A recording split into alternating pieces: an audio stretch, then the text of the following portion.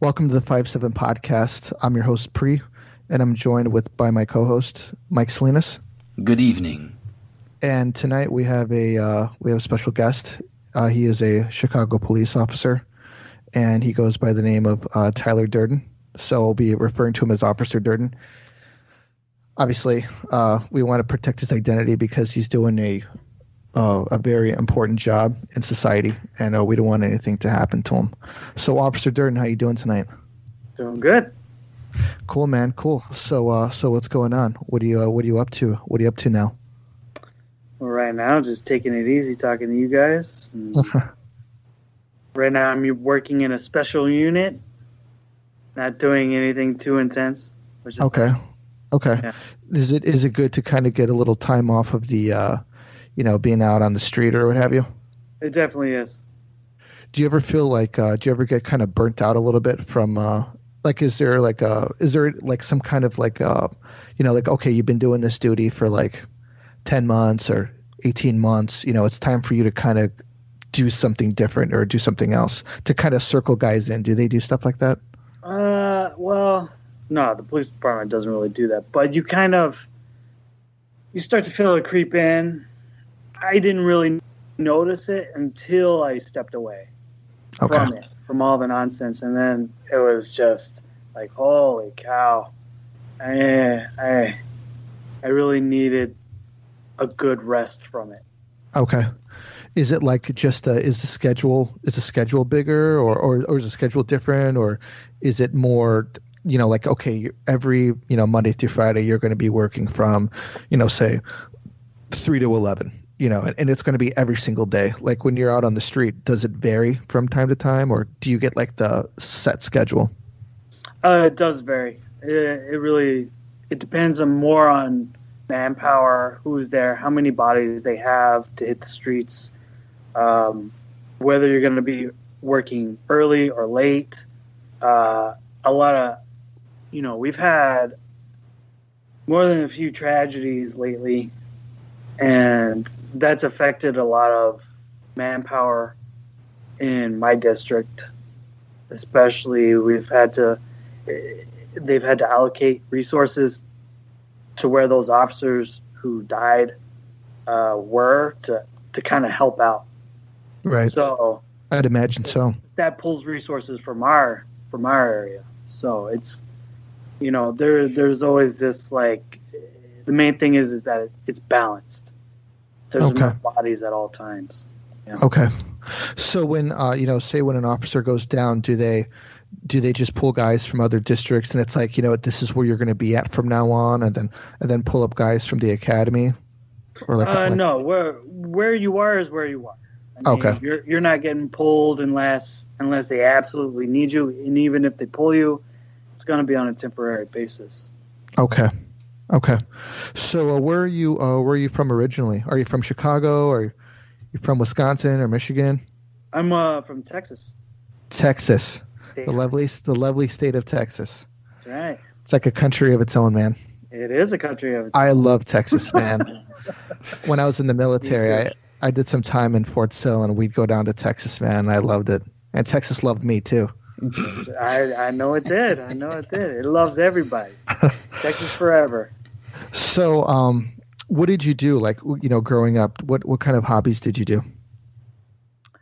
Hobby-wise, I was a fairly talented artist growing up, and then also I did a lot of martial arts, kickboxing, Muay Thai, a lot of fighting, because that's what my dad, he did that for a long time. He was a full contact karate fighter. Back then it wasn't kickboxing. It was full contact karate, and then it moved into kickboxing, and then it grew into this multi-discipline thing that it is now. Right. So is he fighting in stuff like in Bloodsport, like the Kumite? No. Okay. When he was fighting, they didn't fight with pads. They wrapped up their wrist, and they wrapped up their. So it's more like kickboxer then. I mean, it was brutal. My dad had his appendix burst.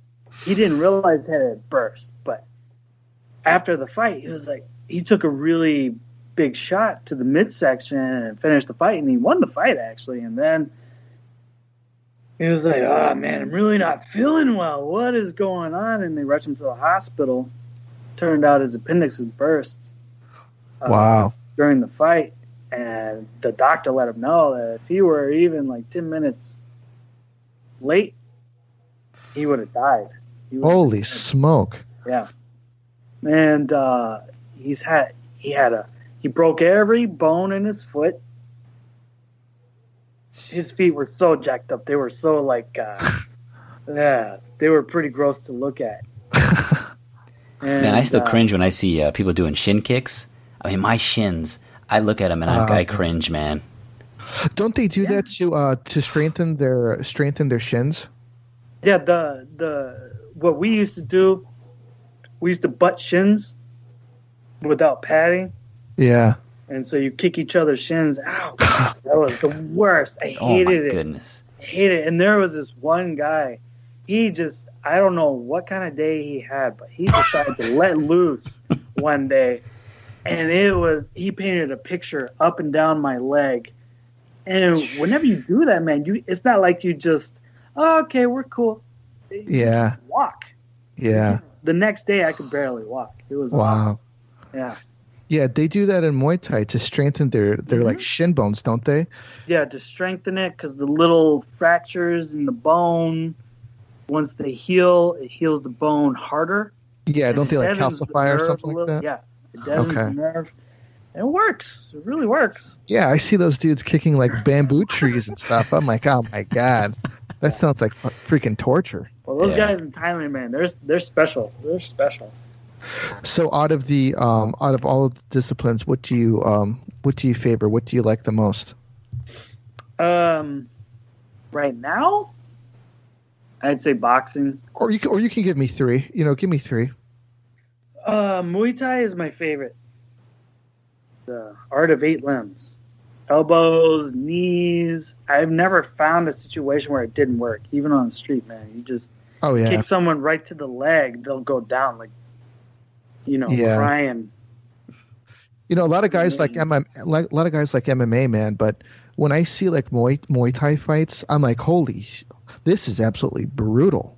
If you watch like early Muay Thai stuff from the 90s, because they have it on YouTube. Yeah. They have these old fights on there, and then you see it progress, and it's like, man, they were so brutal. They were so brutal back then. You were watching guys being carried out on stretchers, just like it was nothing. Wow. They're like, just put him in the back. Yeah, just put him on the stretcher. We got and throw a sheet over him. Moving on.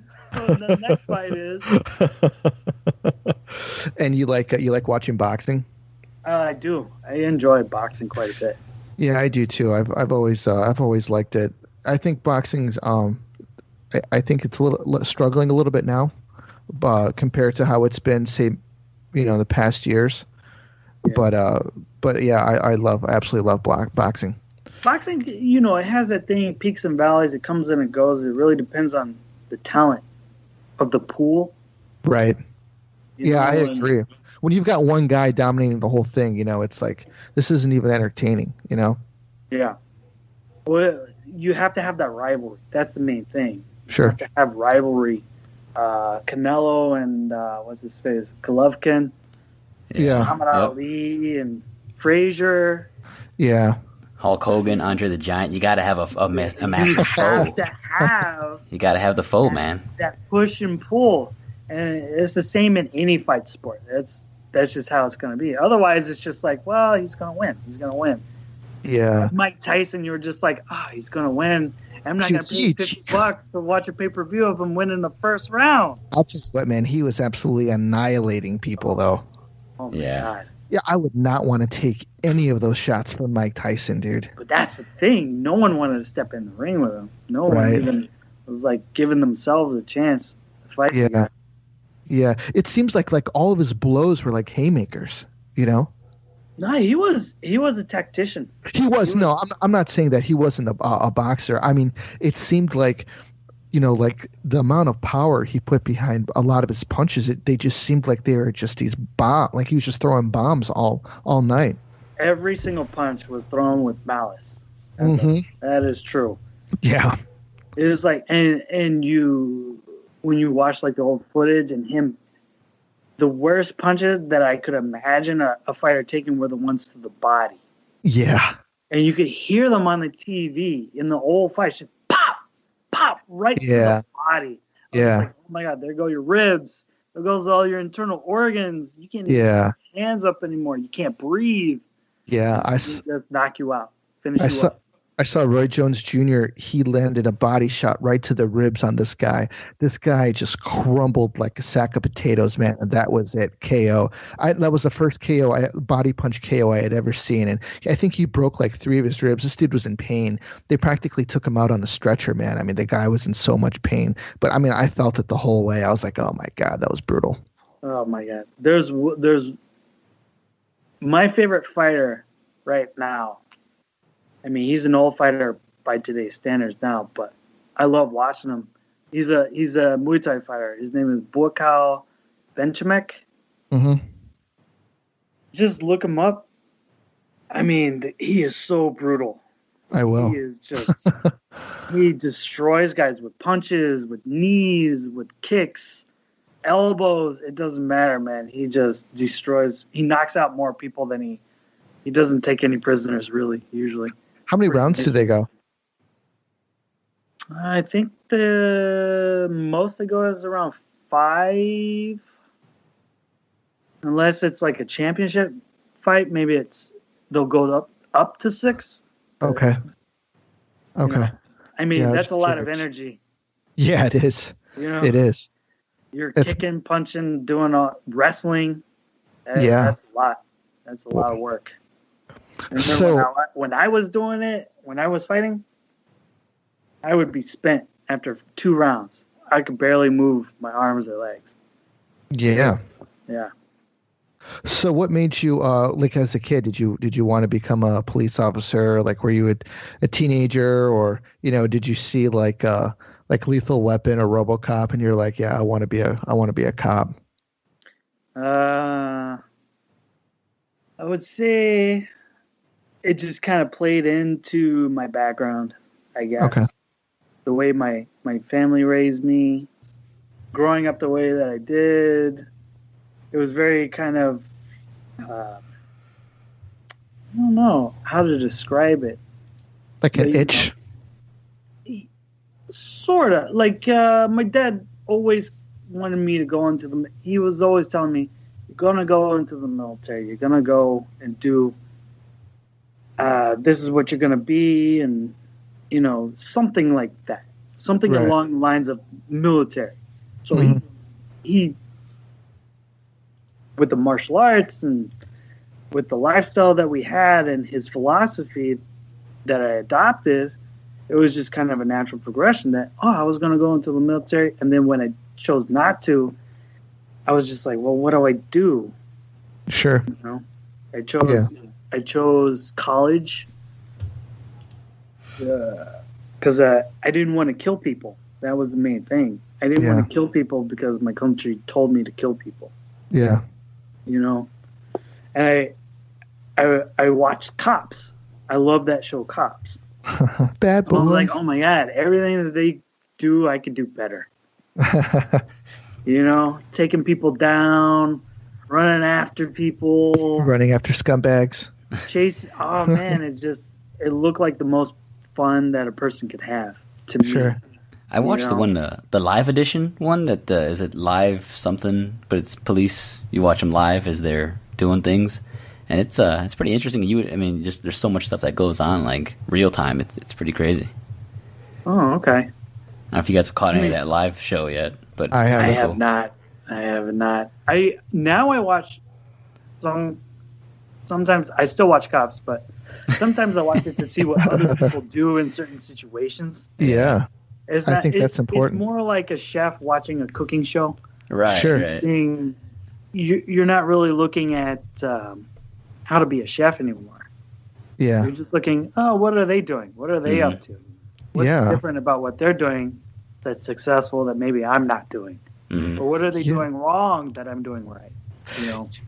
I don't think that ever really stops. I mean, at least anybody who's looking to be, you know, refine their craft, you know, because I don't believe that, you know, that there's like the best way to do anything. You know, maybe if something can be a little more efficient or what have you.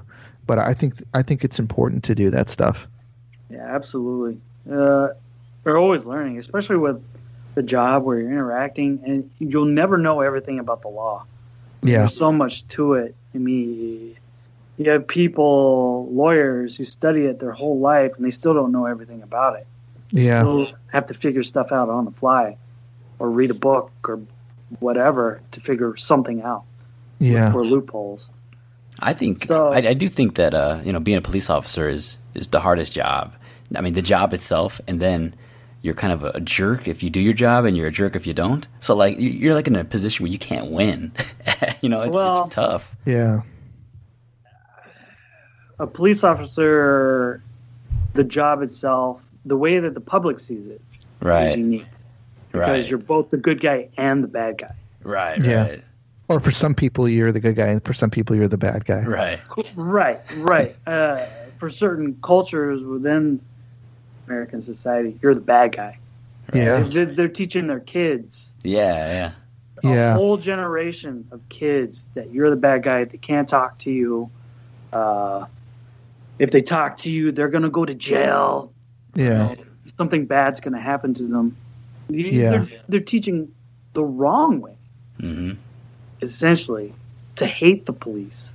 Mm-hmm. You know, I think people, like, in general, like, I don't know if it needs to be like published somewhere, but you know, somewhere, you know, as a society, we agreed that we were going to let police officers perform a civil duty on where they keep us in line, and that's exactly what it is. There's a set of laws that we're supposed to follow, and then they enforce those laws. And I don't think generally, you know, kids aren't taught that, and people don't understand that, you know, because half the time, if a cop's ever told me something, he's like, hey, can I talk to you for a second? I'm like, yeah, sure, no problem. What's up?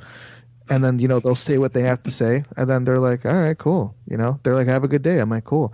I mean, I got pulled over one time. I was like, hey man, do you want to burn one? He's like, yeah, sure. We had to smoke a cigarette together, you know, and because I understand that they're people, you know, I understand that they're people, and they're doing a job. And like, the last thing I'm if anything, I'm here is to harm a police officer, because, you know, they have something to go home to every night. You know, that's the main job. You know, one minute, you know, you're helping a kid cross the street, and then the next minute, you know, there could be some guy around the corner, well, with a gun, you know, looking to do some harm. And it's got to be incredibly difficult to have to change mindsets on when you're dealing with a child, and then going into a highly stressful situation like that, you know, because you essentially have to switch modes and switch gears when that happens, you know, because then you're thinking, okay, what am I going to do? Okay, there's civilians here. Do I have a shot? You know, do I try to approach the guy? Am I going to have time to even get on the radio? You know, what do I do? And this is all happening within seconds, you know, but people on the outside who have the benefit of hindsight, they're like, oh, you should have done this. Why didn't you do this? Why didn't you do this? You know, and it's unbelievable, and people don't understand that. Well, those are people, you know, the armchair quarterbacks. Sure. Sitting in your chair and judging a situation from the outside, you know, which is essentially to an officer a life or death situation. Sure. It's easy to go, well, I wouldn't have done that. Yeah. Since I've started this job, I've never been in so much stress in my life. Right. The adrenaline does an incredible thing to your body, where all of a sudden it stops working properly. Yeah. You can't even put together words properly. All the things that you do normally on a day-to-day basis, all of a sudden you can't do. And you just hope to God that when the shit hits the fan, your adrenaline kicks in and your training kicks in. Yeah.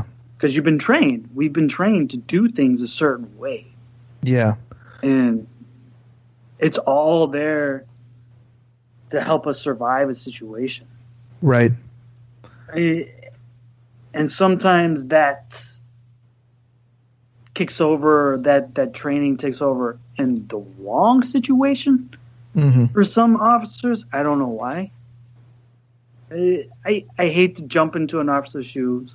I know that sounds like a cop-out, but I don't like judging what other officers do unless it's insane, grossly,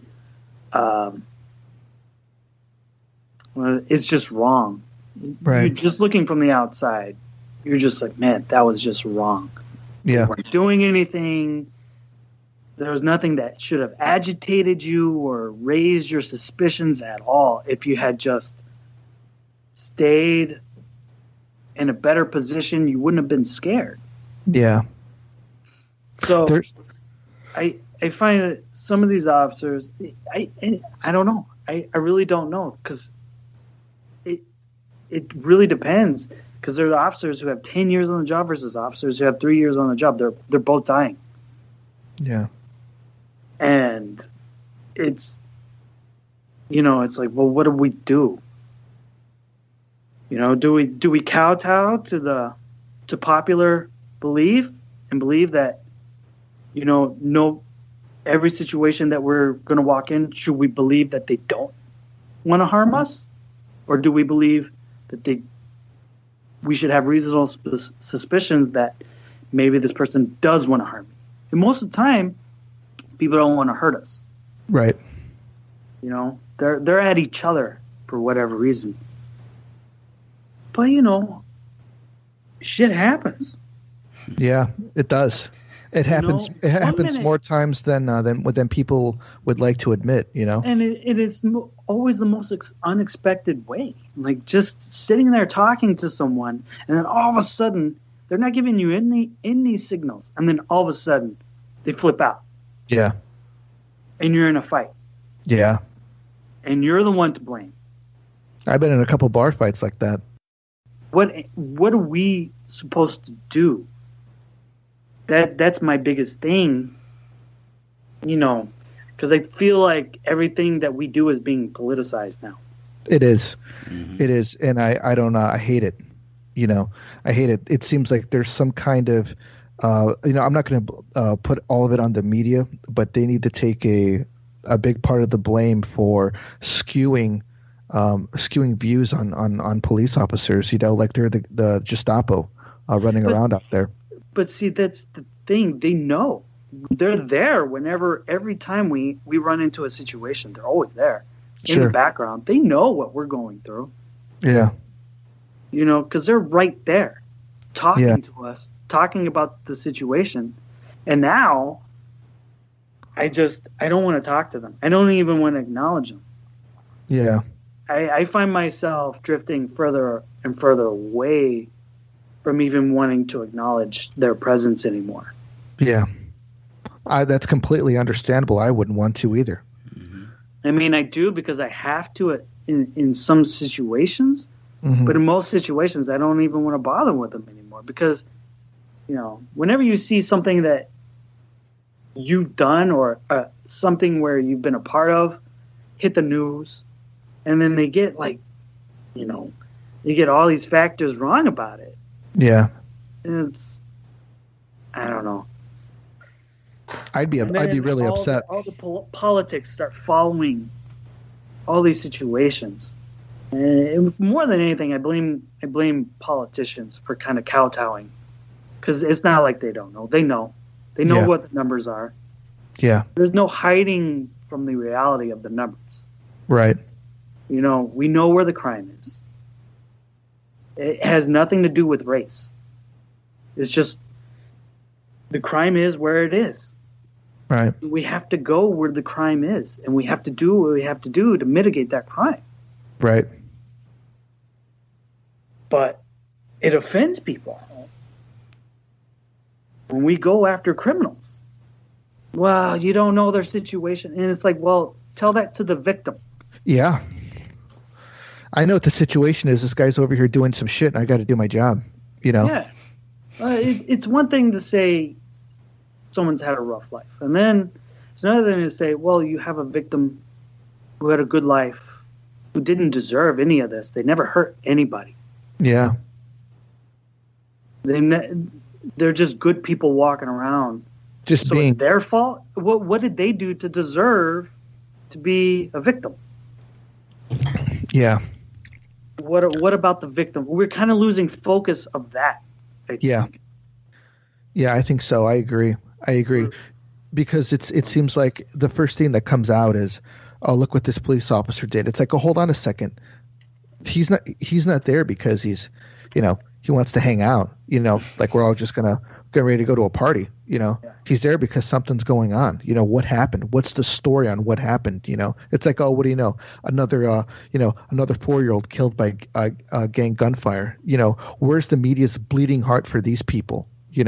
All they want to do is attack cops, but there's nothing on the gangs. There's nothing about the drugs in the city of Chicago, and they just want to attack cops.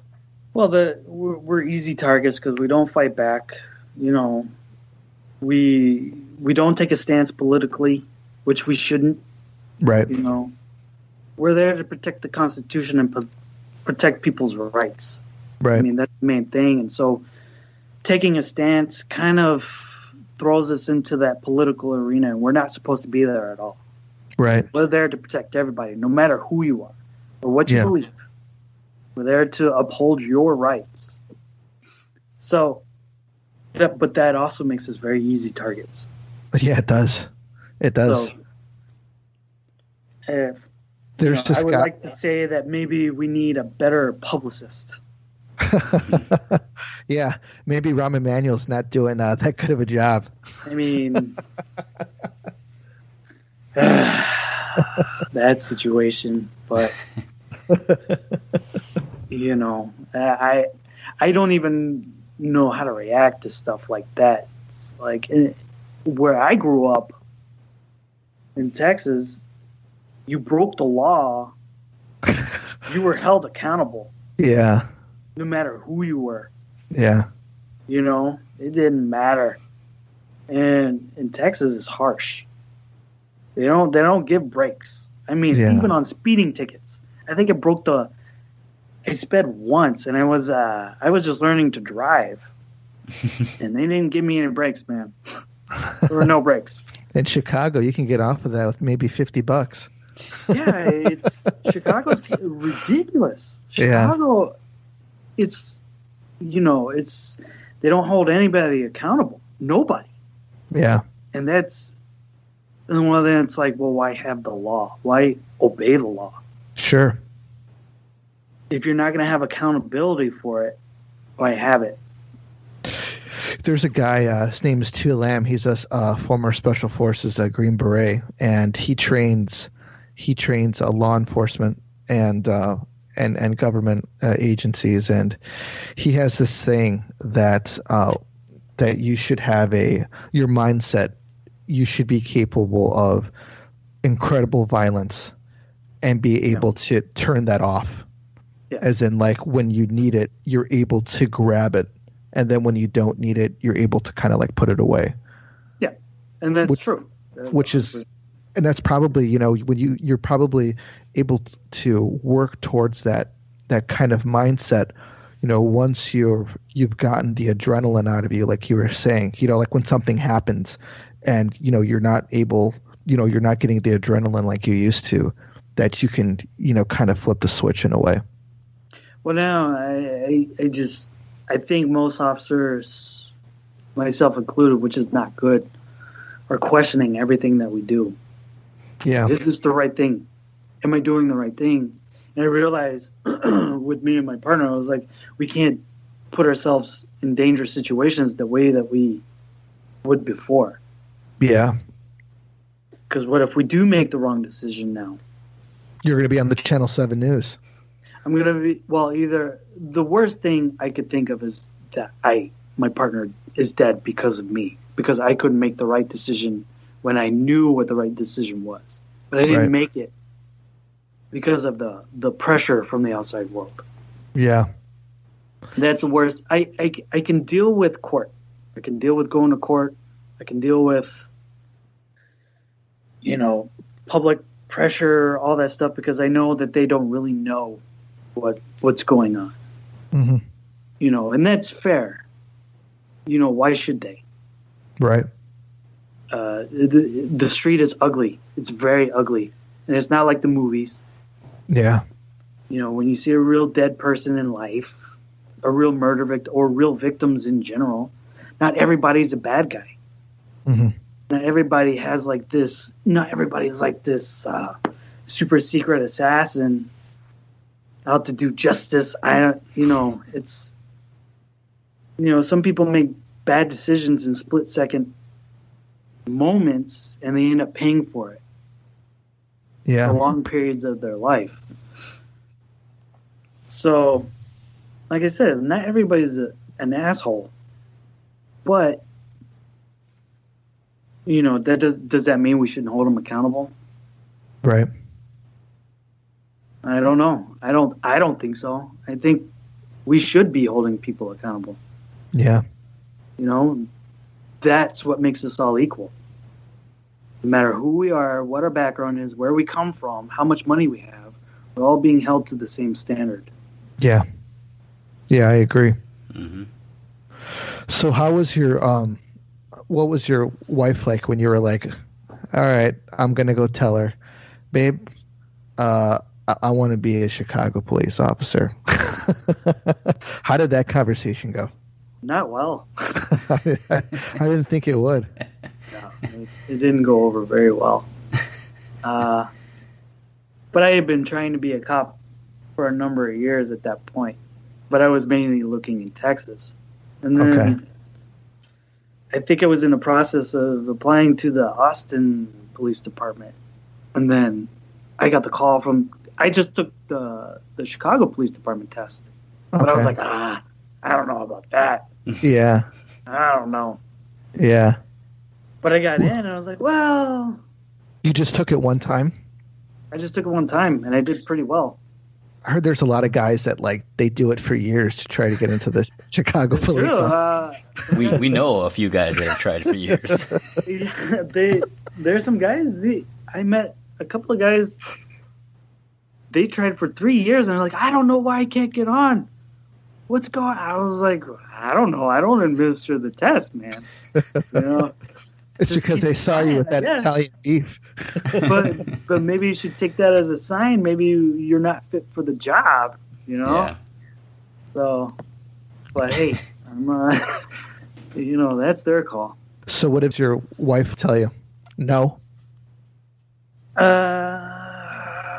She said she was not happy. And then she saw how happy I was in the academy, and now she sees how happy I am doing the job. So, and she knows I can handle myself. Yeah. I mean, there are no guarantees ever. Yeah. But she knows I'm not out there going crazy. Trying to be Cobra. Yeah. I'm not the Terminator. You got to carry, you got to put a matchstick in the corner of your mouth. There you go. I do a toothpick usually, Hey, you should try eating some rice, That's right. What's going on, hey? So what was your academy experience like? It was easier than I thought it was going to be. I thought it was too easy. Oh, really? I did. I didn't think there was a heavy. We were a part of an experimental class. Everything, Laquan McDonald happened. We were pretty close to being done with the class, and then when Laquan McDonald went, because we knew about it before, and they told us everything changed. McCarthy got fired. Yeah. And I saw him the day before he got fired, or a couple of days before, the week before maybe, he got fired. And then all of a sudden, my chief, Bureau of Patrol, was now our superintendent. Oh, wow. Yeah. And I was just like, what is going on? So that was pretty quick then, huh? It was very quick. What does that do for morale for the guys? It did affect police officers. Yeah. Heavily. Whenever they had the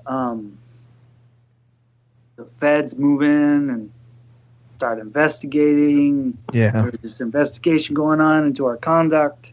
They were probing us as candidate. We weren't even police officers. We were just. Oh, wow. We were candidates. We weren't even on probation really. We were just we were cadets going through the academy, and they were probing us. I was like, what is going on? Yeah. It's been changing and changing and changing and changing. Our academy was going one direction, and then it flipped. And all of a sudden, we were going a completely other direction. Oh, wow. And it's like, what? It was a little, to say the least, it was confusing. Was it like, were they giving you like different, like, say, like training, or was it like, we're going to concentrate more on this and not so much on this other stuff? Well, the use of force and our force mitigation. Force mitigation became a heavier emphasis towards the end of our academy. And then there was just a lot of, I could tell, confusion with the higher ups on where to go, what to do. Okay. Paperwork, all these things, getting rid of contact cards, getting rid of the Terry stop, getting rid of hotspots. Well, what do we do with these guys? We don't even know what to do. Right. So we were just kind of getting kicked around. Okay. Doing whatever they told us just to get out. We just wanted out. Right. So when you're done with the academy, and let's say like you become a police officer. Mm. In the military, when we get to a unit, we have to go to something that's called CIF, and then when you go there, they give you all your gear that you're going to need. So you get all your gear, and then you go home, you organize everything. Do they do that in the police, like after the police academy too? Like, do you go to like your district, and then they're like, okay, here's your body armor, here's this, and here's that, here's your here's your piece. What do they like? How does that work out?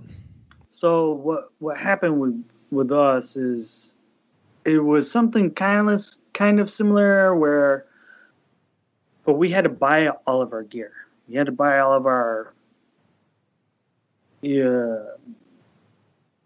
riot helmet, our riot baton, our dress blues, our everything. We bought it all. I mean, wow. It's at least $5,000 in the hole right off the bat. So you have to buy your gun, your holster, your duty belt. Your the only thing that they give you really is your vest. Okay. But if you want like a really decent vest, you have to buy it, and that's like another $800. And I was like, that's okay. I'll take what they give me. Yeah. So, but that thing is heavy, man. It weighs on you. Yeah, it does.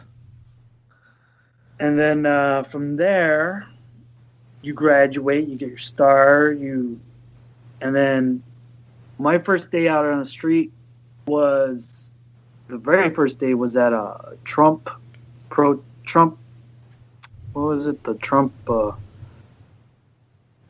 thing downtown. When they boycotted his building, when they were out front. No, when he was running for president. Right. Yeah, they shut down his. Didn't they shut down? They shut down a building. His little speech or whatever it was. Right. And it was chaos. It was chaos. Let's go and get him. Protesters broke through the fences broke through the line of police. No kidding. Man, they were smashing bottles. They were throwing stuff at us. They were fighting the Trump people, and the Trump people were fighting them. And it was the bad situation when I saw protesters infiltrating the Trump line. So people waiting in line to get in. Yeah. To hear Trump's speech. And then all of a sudden, I was like, the protesters are all of a sudden inside the line. And they're getting in people's faces. And I was like, oh man, this is not going to go well. This is going to get out of control. Wow. And it really got out of control. It just sped out of control so fast. And I was like, I didn't know what to do. I was by myself, holding a line. Yeah. Watching Trump and Hillary people beat each other up. With your shield? And I was just like, oh. And I look at my sergeant. My sergeant's like, I don't know. What are we going to do? He's like, I don't know what to do either, dude. Just hold the line. I'm calling. Like, hey, what are we gonna do? Just keep him behind the barriers. Yeah, just hold the line. Yeah. Oh my God. How was your first duty station? How do they, or your district? Like, how do they assign you to where you're going to go? Is that like a random type of thing, or? My first year was in the West Side. I was stationed on the West Side. You do what are cycles, FTO cycles. You get 3 of them. What does FTO mean? Field training officer. So Okay. You get assessed on your skills as a police officer in the field. Okay. By a real police officer. Okay. And my first FTO was brand new. She had never been an FTO before, but she had plenty of experience on the street. Okay. So she was great. I learned a lot from her. We were kicking ass, taking names. It was a good time. And then after you're done, you just stop taking names.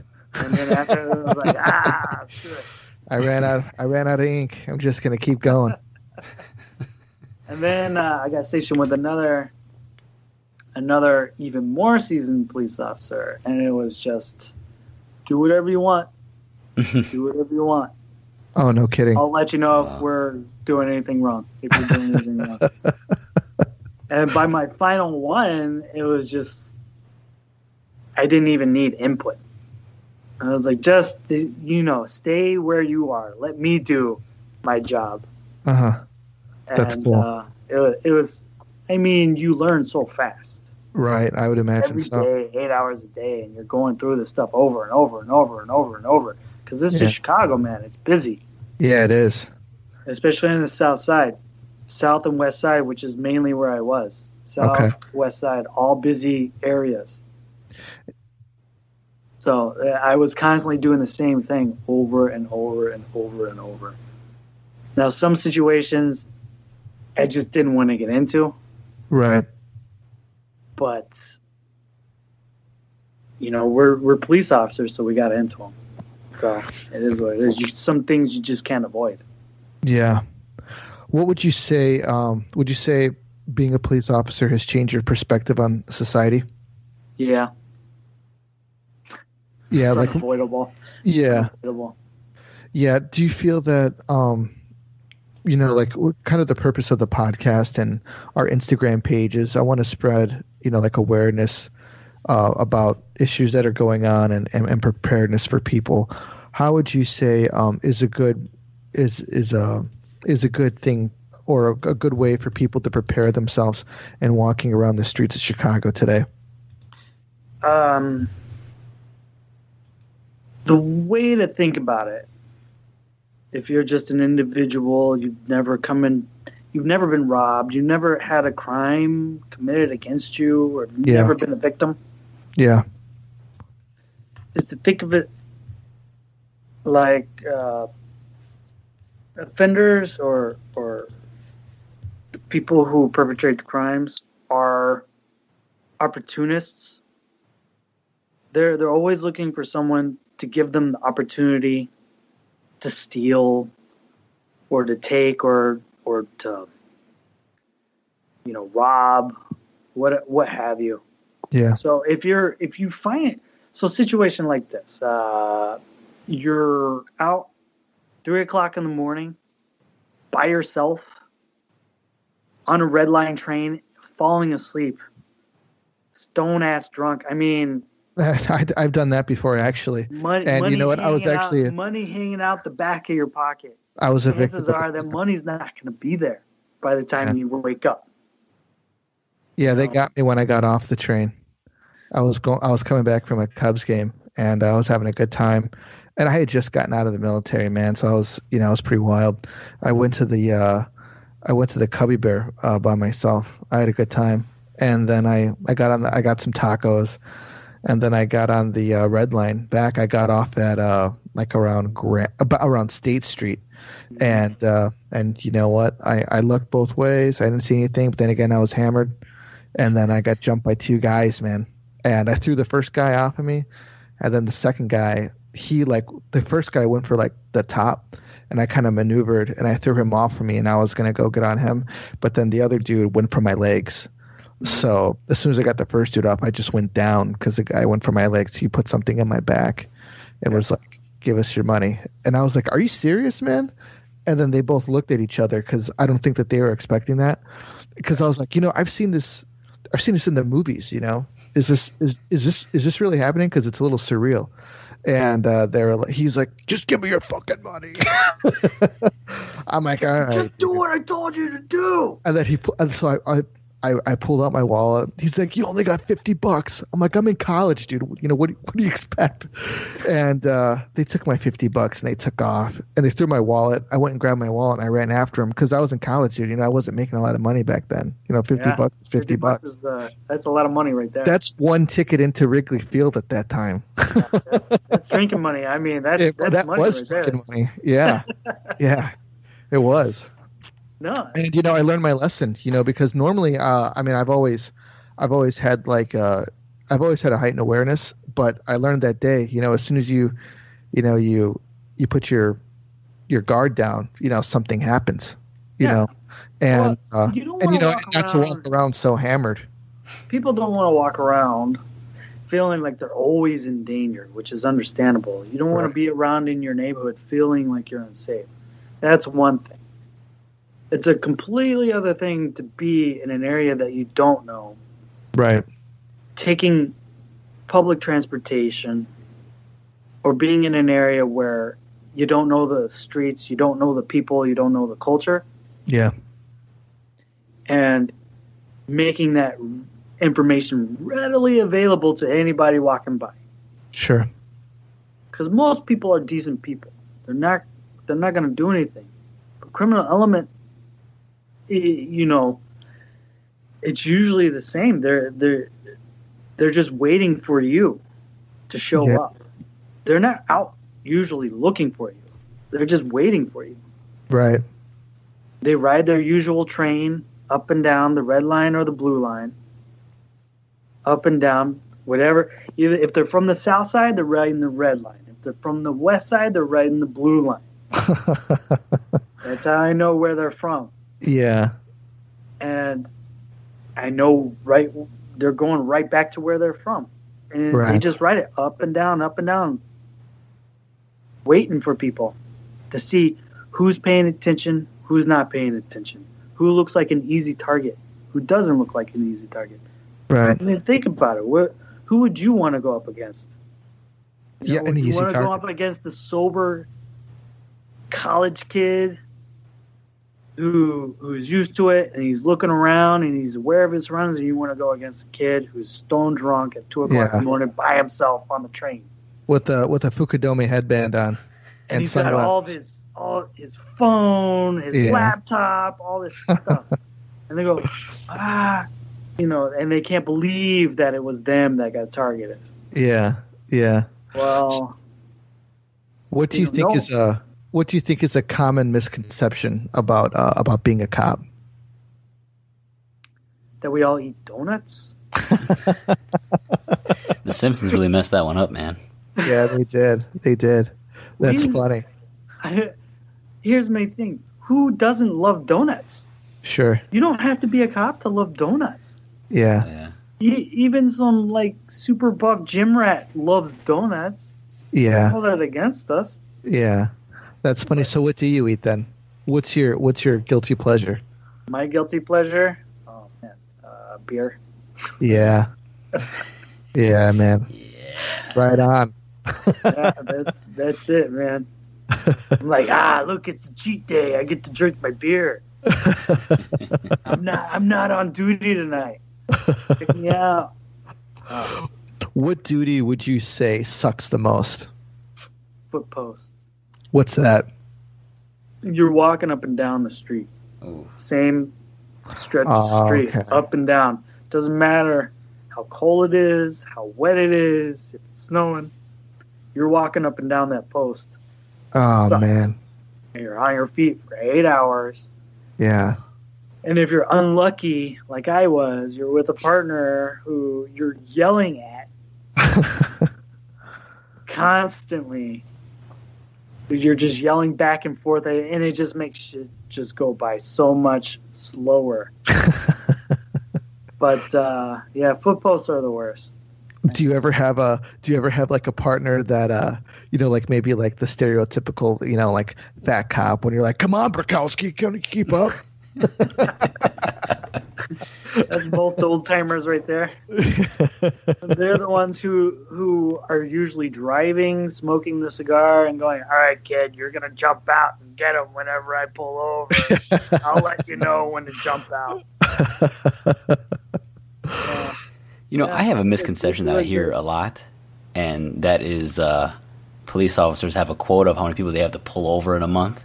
So people are like, "Hey, what day is it? Is it the 30th? They're pulling over a lot of people today. They're trying to make their quotas."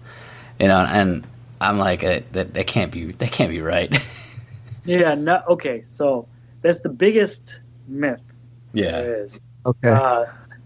Because it's not legal. It's not legal for any police department in the United States to have a quota. Because that means that we're being forced to pull people over who may not deserve to be pulled over. But to make our quota. Sure. Let's pull up this drunk high school, this drunk college kid over. Exactly. Why did I get pulled over? Easy targets, get them. Chances are, we're pulling you over if it's for something minor, is to check on something. Maybe your car matches a description of another car from a robbery.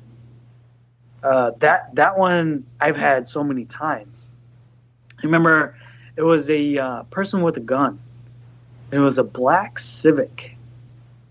And there was this black Civic driving around in the same vicinity as where the person with the gun was supposed to be, but it was only one person in the car. But me and my partner at the time, we observed two. But we went up with our guns out. Yeah. And we were like, "Give me your driver's license!" Get out! We went through our whole spiel because it's a person with a gun and they pulled it on somebody. And so we're yelling at these people, and I finally get a good look at them inside the vehicle. It's this old man driving his wife. Really? They don't speak English. Oh my gosh! They only speak Spanish. So they're like, "No sé."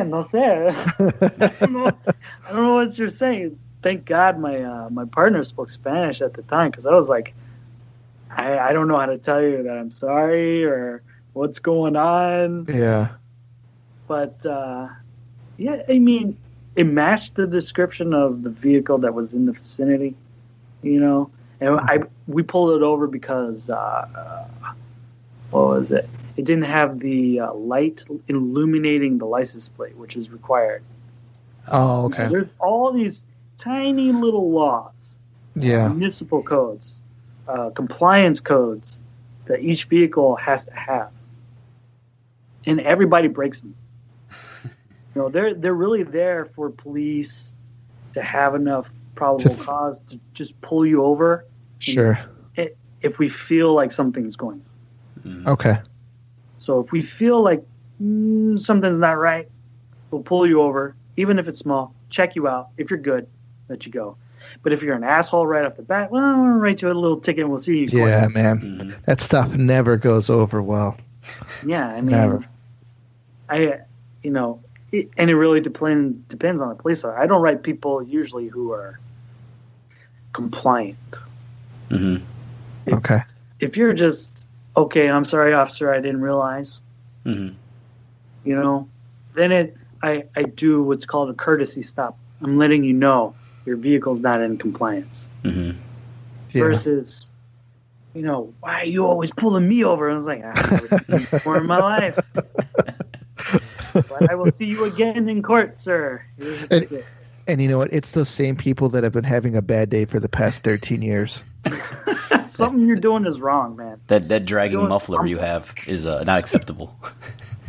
Do you see how it's halfway off? That's why I pulled you over. That is why I pulled you over. So what kind of fitness are you doing? Like, are you doing like a regimen? Is there something that maybe you and your guys are trying? Like what are you up to? Lately, I've just been trying to keep up with my boxing, trying to keep just in shape with kickboxing and boxing. Yeah. But I've been doing a lot more takedowns, like jiu-jitsu. Yeah. Man, that's a game That's a lot of cardio. That is a lot of cardio. It's been a real game changer for the street. I don't have to use my fists. I don't have to kick anybody. Yeah. I just take them down and I can control them immediately. Yeah. That's cool. Just choke them out. With really minimal effort on my part. Do you follow like a special diet? No. No. Just eat whatever. Just eat whatever. Just don't break. Don't go overboard. Sure. Eat till I'm full, and that's it. Okay. I don't keep going past that. Say you're a concealed carrier, and you're getting pulled over. Mm-hmm. What would you advise said person to do? Just advise us. Number one, that you have your concealed carry, or let us know right off the bat. Okay. And where it is. Okay. So, hey, where is it? Okay. And don't be an asshole about it. Yeah. I know my rights. Don't be an asshole about it, because Yeah. we can revoke your concealed carry. Yeah. You're going to jail. Most people don't realize that, but we can. Yeah. It is required of any concealed carried, anybody who has a concealed carry to reveal where the weapon is and your concealed carry license. Okay. Your identification. So would you say keep your hands on the steering wheel, and when the officer comes up, just tell him, hey, I got my I'm a concealed carry holder, and I've got my piece in my appendix area, or something like that? Absolutely, and don't like make a movement. Right. Like, my gun right here. It's right here. Here, let me get it for you. I got my heater for you right here. Don't be dumb. Just, hey, I have a gun on me. Let the officer ask you the question. They'll guide you. Okay. Usually, they'll say, hey, where's your weapon? Okay. Are you concealed carry? Okay. Do you have your concealed carry card? Just be compliant. And when you normally you'll ask for to see your concealed carry license, correct? It is required now. Do you FOID? So you've got your FOID card and you got your concealed carry license.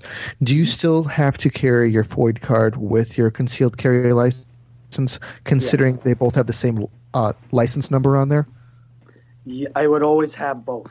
Do you have a message for anybody wanting to join the Chicago Police Department? Yeah, just keep your nose down. Don't be a hero. We Yeah. all got a job to do, Yeah. and just do what's required of us. There's no need for anybody to stand out and be a hero Yeah. for any kind of reason. The main thing is that we all go home. Right. Right. That's it. That to me is being a hero. Going home to your family, taking care of your family, and you're making sure that your partner does the same. Right. And that's all the thanks that we need from each other at the end of the day. Right. That's it. Well, hey, Officer Durden, we really appreciate your time. We're very appreciative of your sacrifices and the things that you do on a day-to-day basis, and we're very appreciative for your civil service. I appreciate you guys. Thank you for telling our story. Yeah, thanks no a lot, problem. Man. Appreciate it. Yeah, no problem. And that's it for tonight, guys.